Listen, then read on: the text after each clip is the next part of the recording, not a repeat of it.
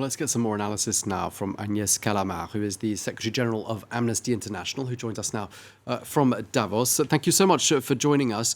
You were in Ukraine 10 days ago, I gather. Could I just ask you to share with us your thoughts on this somber 3-month anniversary? Look, I think the first thought is to the people of Ukraine. When I was there, I met with many victims in Bucha and Bonodianka. I met Tatiana, who lost her husband, who was shot in front of her eyes, and others whose only children were killed while trying to find shelters. And the incomprehension, that people are communicating to you. Why is this happening to us? How is it possible that this is happening to us in 2022? We at Amnesty International have documented a vast range of war crimes.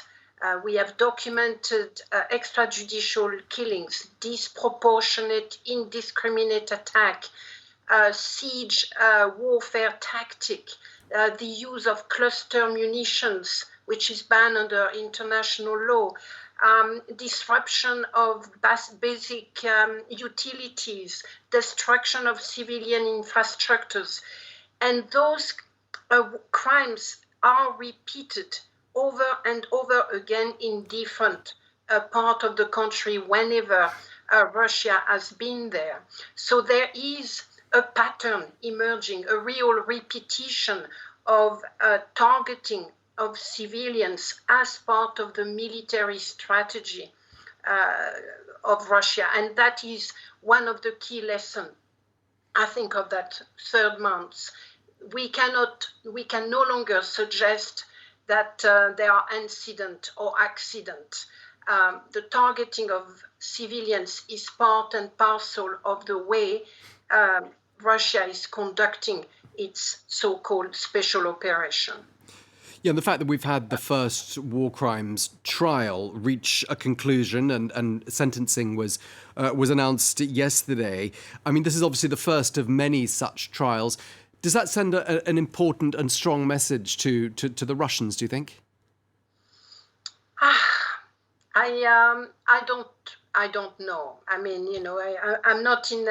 I've stopped trying to understand what the government of Russia is thinking, and I don't know whether the soldiers themselves will have access to this information. Whether they will realize that by killing someone upon order, they themselves become accountable and liable for war crimes, which is exactly what's happening.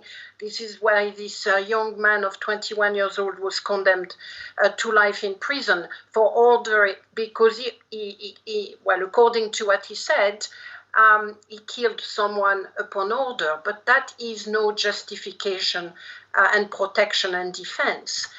Will that message reach the Russians? I don't know. What we do know, though, is that there are an incredible number of war crimes. The scale of the problems, the scale of the injustice is huge. The authorities themselves have recorded something like 13,000 allegations of war crimes as of today. When I was there 10 days ago, it was 9,000. So you see how quickly those numbers escalate. And behind those numbers, there are people, there are victims, there are survivors looking for justice. And what kind of justice can be delivered to thousands, in fact, millions of people? I think that's also a key, not findings, but element of that third month. We must really focus now on thinking through the kind of justice that need to be put in place, given the scale of the violations and the number of victims. It is way beyond what Ukraine itself can do. It needs a lot of support, and it needs to be done according to the best possible principles. And just lastly and briefly, if you don't mind, you're currently in Davos, where the world's business and political elite are currently gathered. I'm just wondering how much attention is being given to Ukraine there. Well, I can't say that I have a very good sense of Davos myself, but the president of Ukraine has spoken at Davos. It is certainly one of the many themes that is being discussed. I will imagine that it is quite central to the way people think, because it is a war which is it is a military war. It has tremendous global economic implications. It has triggered a food crisis of a scale that we have not seen for several decades. So it is now a global economic crisis. And it is a judicial justice crisis. So for all those reasons, I would hope that the international community, including the corporate actors and all governments, not just Western governments, all governments will take Ukraine as a global problem that must be tackled, not Ukraine itself, but certainly Russia aggression that must be tackled very forcefully.